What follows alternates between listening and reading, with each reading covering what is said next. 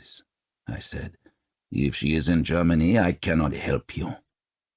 No, she said, and this time there was tension in her voice. She was leaving Germany. Herr Wolf, let me explain to you. My family is very wealthy.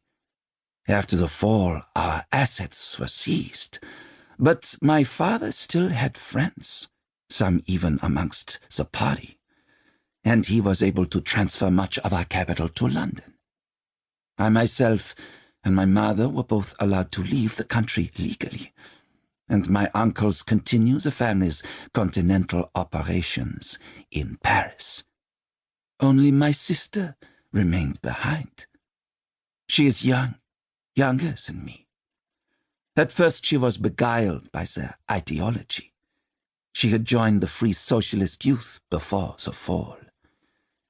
My father was furious, but I knew it would not last. She looked up at me with a half-smile. It never does with Judith, you see. All I could see was the money she was holding between those long, slim fingers. She moved the roll of notes back and forth, idly. I had been penniless before, and poverty had made me stronger, not weak. But that was in my former life. My life was different now, and it was harder to be hungry. I said, "So you arranged for her to leave?" "My father," she said quickly. "He knew men who could smuggle people out." "Not easily," I said. "Not easily, no. Not cheaply either." Again that half-smile, but it flickered and was gone in a flash. "How long ago was that?" "A month. She was meant to be here 3 weeks ago. She never appeared." "Do you know who these men were? Do you trust them?" "My father did, as much as he could be said to trust anyone." Something jogged my recall then.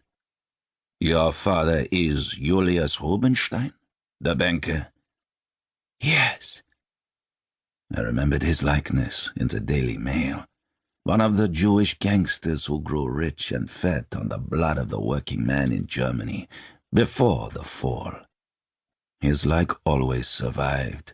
Like rats abandoning a sinking ship, they fled Germany and re-established themselves elsewhere, in clumps of diseased colonies. They said he was as ruthless as a Rothschild. "Not a man to cross," I said. "No." "Your sister, Judith, she could have been captured by the communists." She shook her head. "We would have heard."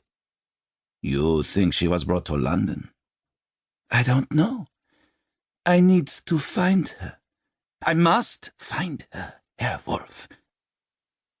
She put the roll of notes on my desk. I left it there, though whenever I looked at her, the notes were in my field of vision. The Jews are nothing but money grabbers, living on the profits of war. Perhaps she could see it in my eyes. Perhaps she was desperate. "Why me?" "The men who smuggled her here," she said, "are old comrades of yours." There was nothing behind her eyes, nothing but grey clouds, and I realized I had misjudged Fräulein Isabella Rubinstein. There was a reason she had picked me, after all. "I do not associate with the old comrades anymore," I told her. "The past is the past." "You've changed," she said that with curiosity. "You do not know me," I said. "Do not ever presume to think that you do." She shrugged, indifferent.